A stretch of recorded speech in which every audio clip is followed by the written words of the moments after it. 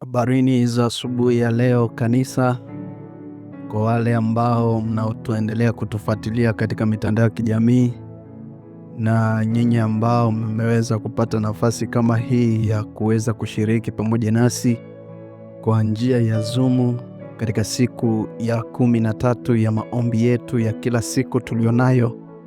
Basi jina la Bwana na litukuzwe.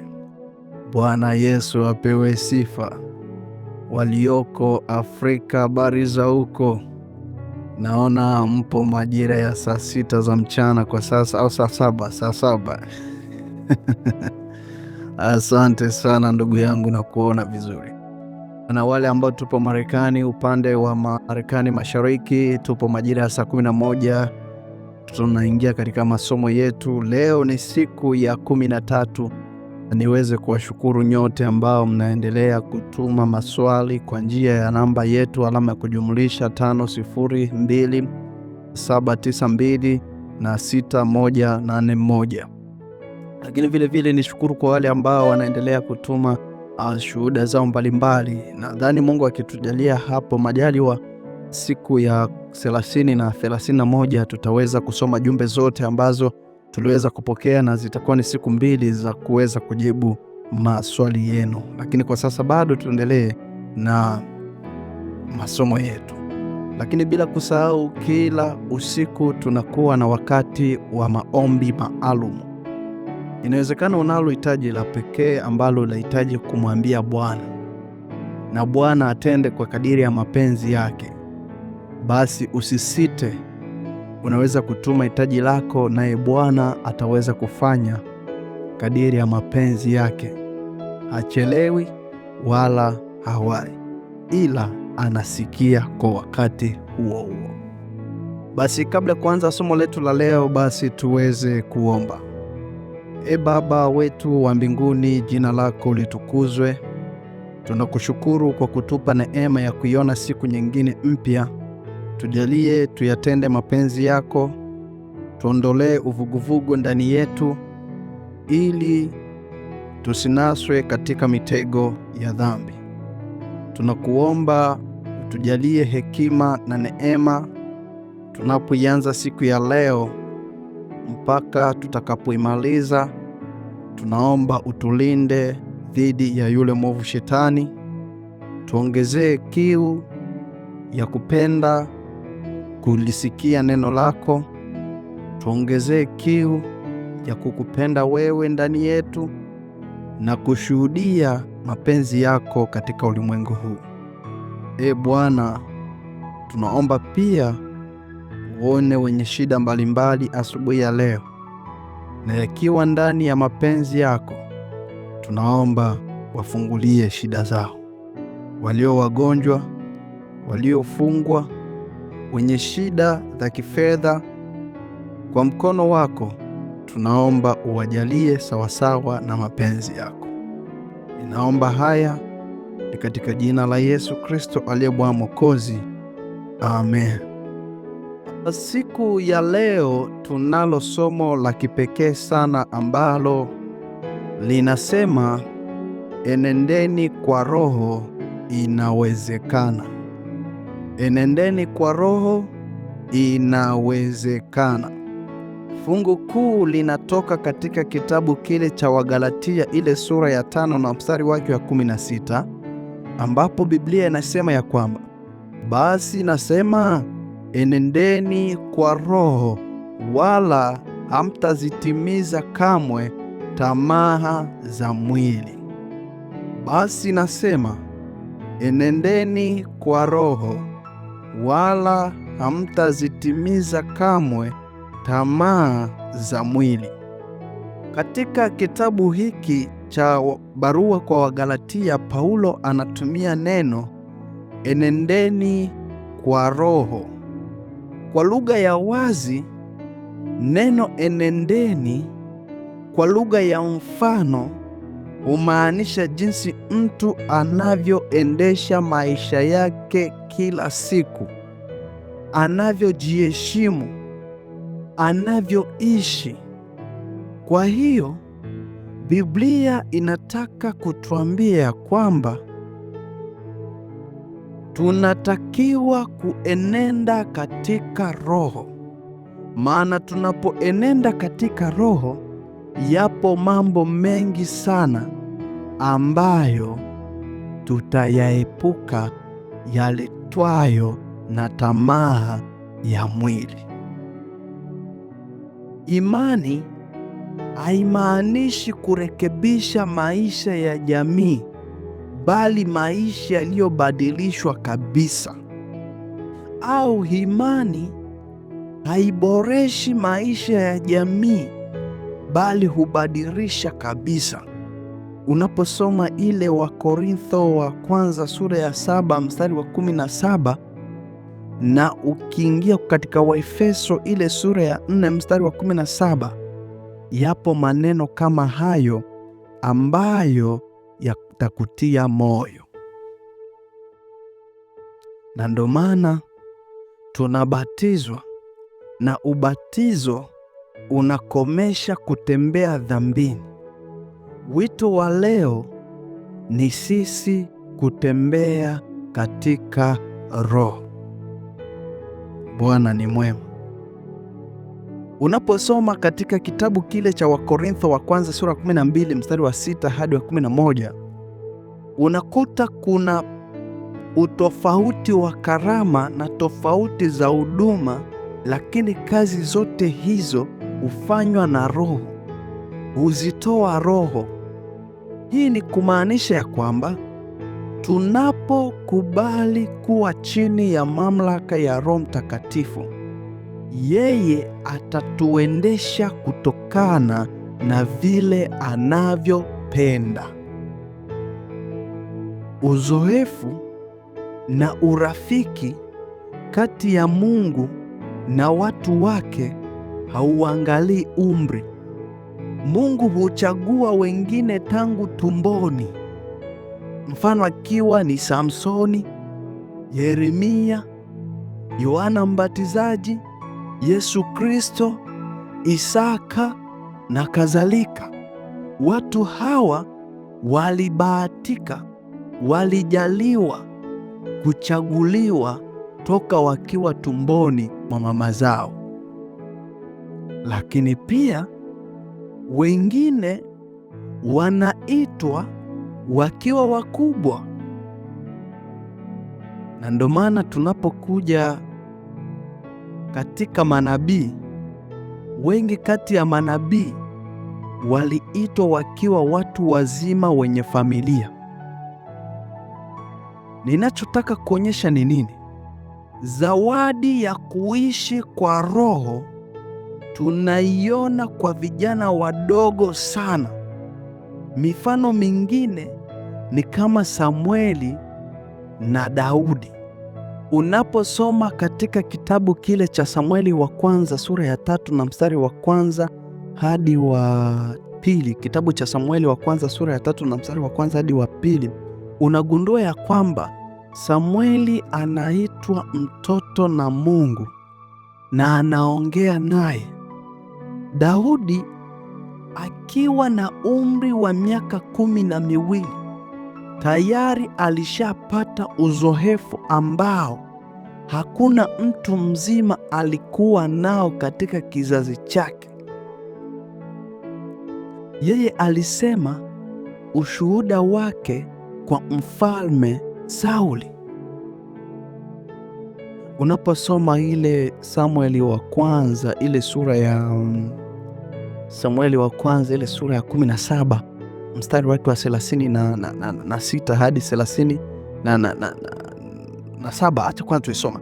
Inasema Samueli wa kwanza ile sura 17 mstari wa 36 hadi 37, inasema mtumishi wako alimuua simba na dubu pia, na huyu Mfilisti asiyetairiwa atakuwa kama mmoja wao, kwa sababu amewatukana majeshi ya Mungu aliye hai. Daudi akasema, Bwana aliyeniokoa na makucha ya simba na makucha ya dubu ataniokoa na mkono wa Mfilisti huyu. Sauli akamwambia Daudi, enenda na Bwana atakuwa pamoja nawe. Katika aya hiyo, kijana mdogo Daudi anamuhubiri mfalme uzoefu aliokuwa nao pamoja na Bwana kule porini. Kijana mdogo huyu alishaua simba na dubu, na anasema ni Bwana Mungu ndiye aliyemuokoa. Kuhusu vita, Daudi anasema, Bwana aliyeniokoa na makucha ya dubu na simba ataniokoa na mkono wa Mfilisti huyu. Bwana ni mwema. Ushindi wote wa Daudi ulitoka kwa Bwana Mungu aliye hai. Daudi anataja wazi kuwa ana uhusiano na Mungu na ndiye atakayemwokoa na mikono ya Goliathi. Katika umri wake mdogo sana, Waebrania waliweza kudhihirisha muunganiko wa pekee kati ya Mungu na watu wake. Kwa nyakati zote, watu wa Mungu waliojishusha kikamilifu aliwapa fursa ya kuwa karibu naye, na aliwatumia kufanya mambo makuu bila kujali umri wao. Bwana Yesu asifiwe. Taifa nzima la Israeli lilibaki na mtu mmoja ambaye alimtegemea Mungu kikamilifu, kiasi cha kuongoza mapigano kwa imani na kwa Mungu wake pekee. Alijazwa mbinu na Roho Mtakatifu. Aliishi chini ya uongozi kamili wa Roho Mtakatifu, na Roho Mtakatifu alipigana kupitia kwake. Katika hili nataka nikwambie ya kwamba jambo hili la uzoefu wa Daudi ni fundisho kwa kizazi chetu kilicho mbali kiroho na Roho Mtakatifu,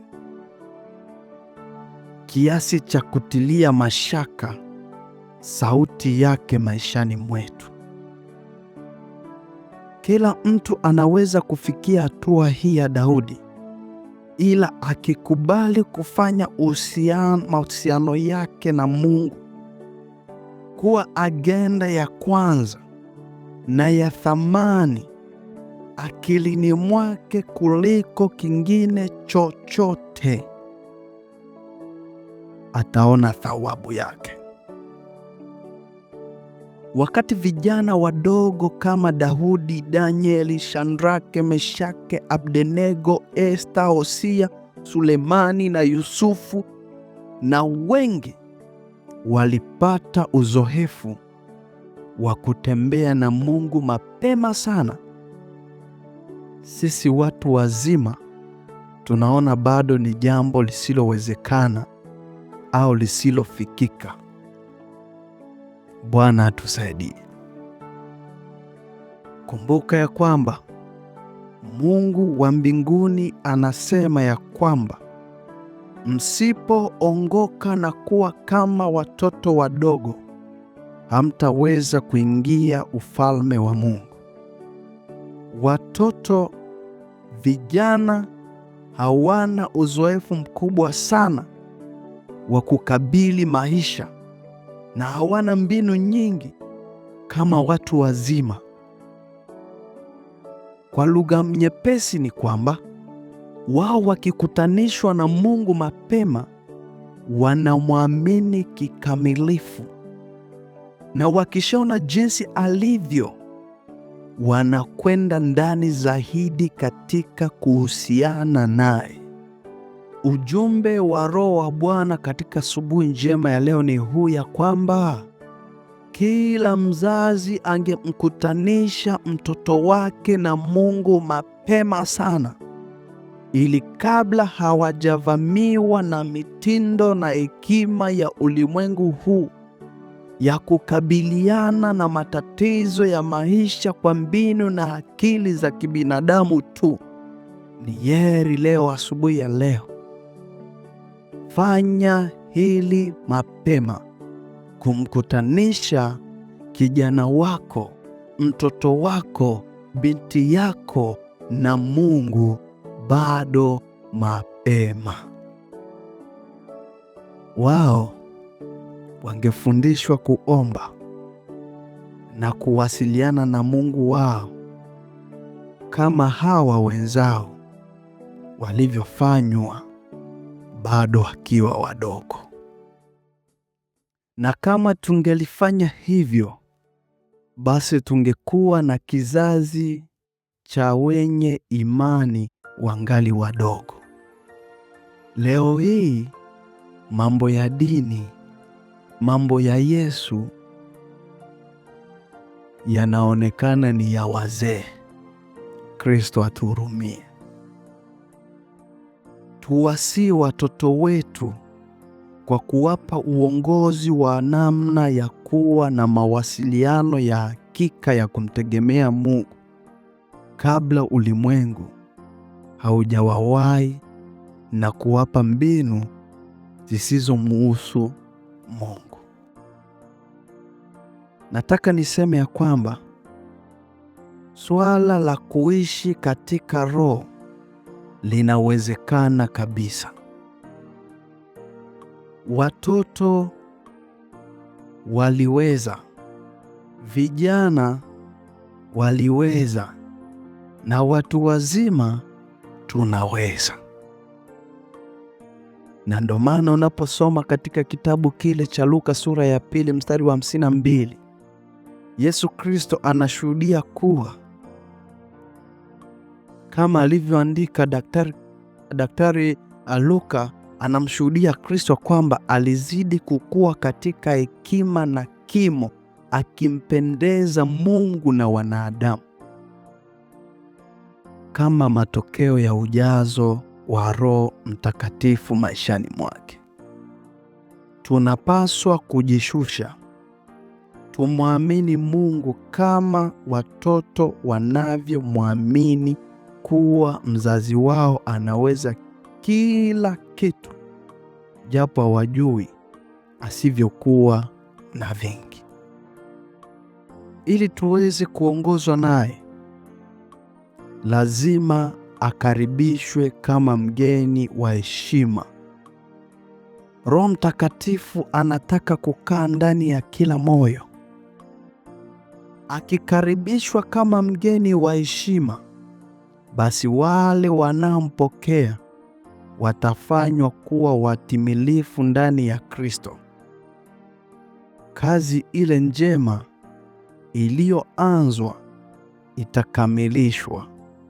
Mawazo matakatifu na matendo kama ya yale ya Kristo yatachukua mahali pa mawazo machafu, hisia potovu za moyo, na matendo ya uasi vitaondoka.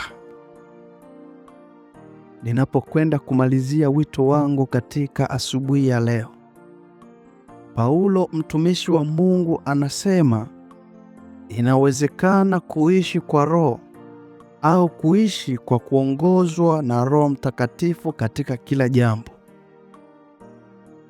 Paulo hajadili ikiwa Mkristo anaweza kuishi kwa Roho au la.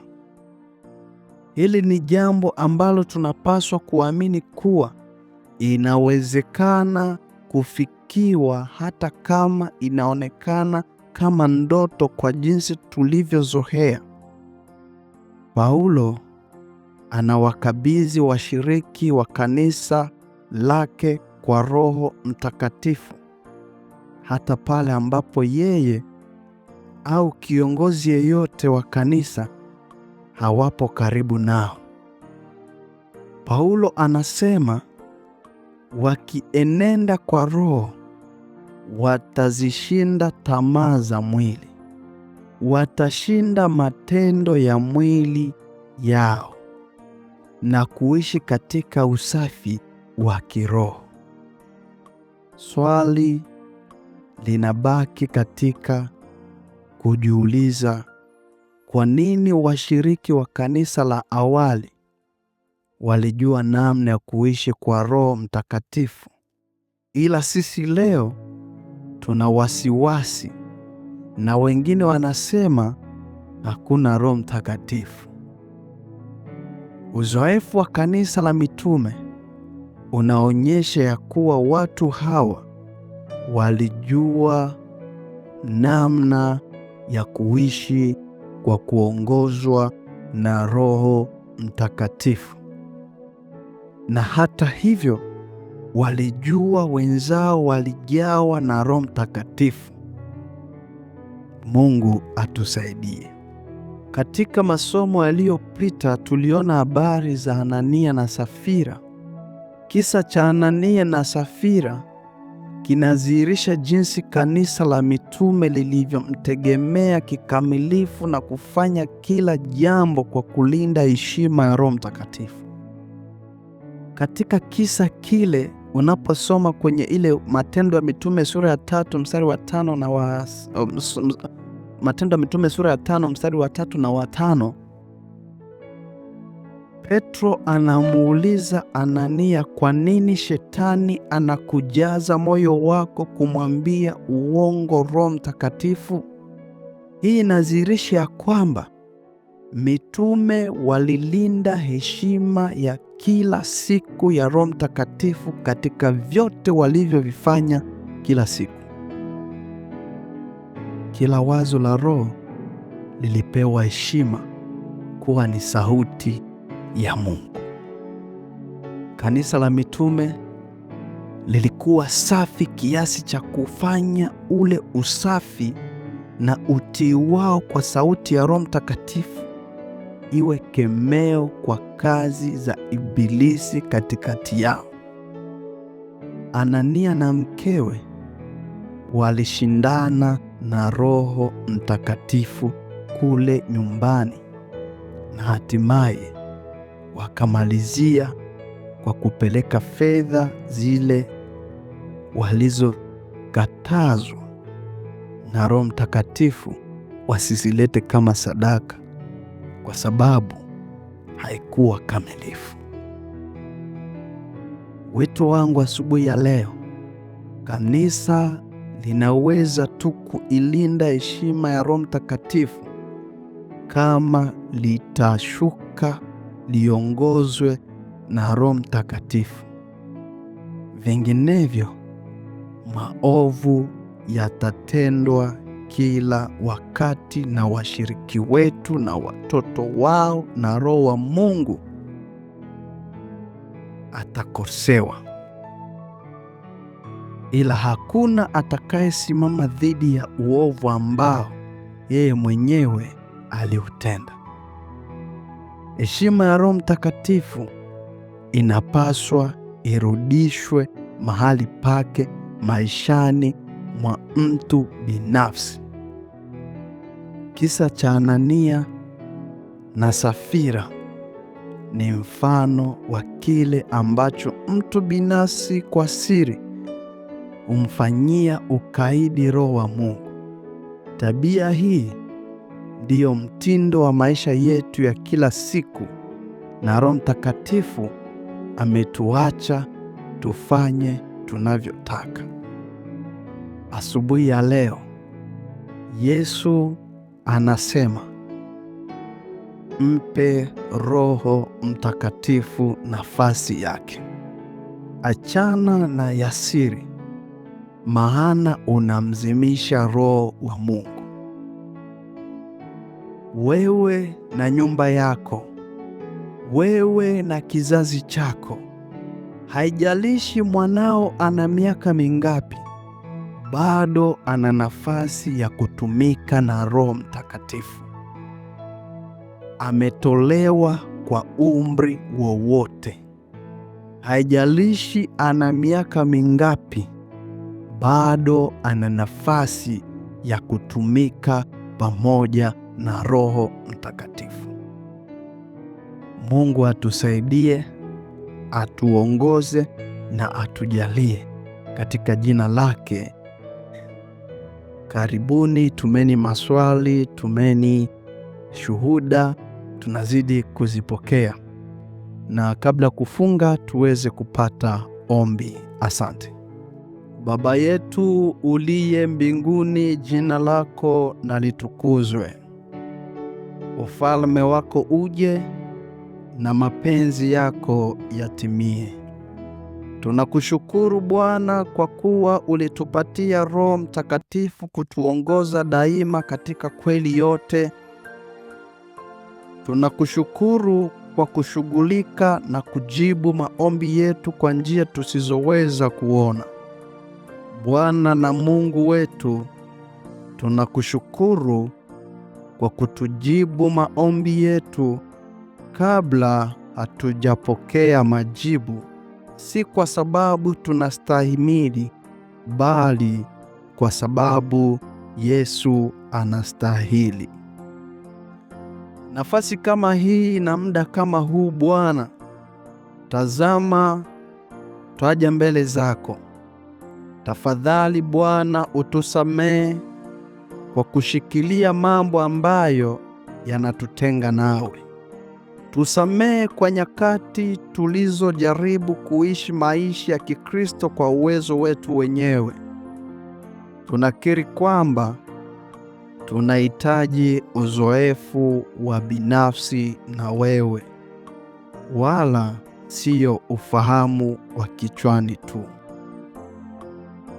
Maombi yetu katika asubuhi ya leo, baada ya kupata somo la pekee linalosema tunapaswa kuenenda katika Roho Mtakatifu, Bwana na Mwokozi wetu, tunaomba utupatie mioyo iliyojisalimisha kikamilifu kuishi katika utii wa neno lako. Tafadhali tubatize kila siku kwa Roho Mtakatifu na utufanye tuwe na bidii zaidi katika jitihada zetu za kuvuta watu. Tunawaombea wapendwa wetu walioiacha imani, wakumbuke ilivyokuwa walipokuwa katika ushirika na wewe, na watamani kuunganika tena na wewe. Wasaidie kuhisi na kukubali upendo na msamaha wako. Bwana na Mwokozi wetu, tafadhali timiza ahadi yako katika Yoeli sura ya 2 mstari wa 25. Rudisha katika hali yake miaka ambayo nzige, ambayo kwetu ni dhambi, walikula katika maisha yetu na katika maisha ya wapendwa wetu. Tupatie imani ya kuamini kwamba utatimiza ahadi yako. Asante kwa sababu tunaomba kwamba Roho Mtakatifu atusaidie namna ya kuenenda katika Roho wake. Bariki maisha yetu, bariki tabia zetu, bariki mienendo yetu kwa ajili ya utukufu wa jina lako. Asante kwa sababu unatupenda na unatujali. Tunaamini ya kwamba maombi yetu yamepokelewa nawe, kwa jina la Baba na la Mwana na la Roho Mtakatifu. Amen. Basi iweni na siku njema. Tukutane panapo majaliwa hapo kesho majira ya saa 11. Na dada yetu Jenny kesho utatuongoza kwa nyimbo zile 5 za mwanzoni za kusifu. Mungu awe pamoja nasi. Tuandalie hizo nyimbo au utatuma kwenye lile kundi letu, nadhani tutakuwa tumeyapitia. Asante na niwatakie siku njema na majukumu mema, na Mungu awe pamoja nanyi na kila wakati tutafakari neno la Bwana. Asante.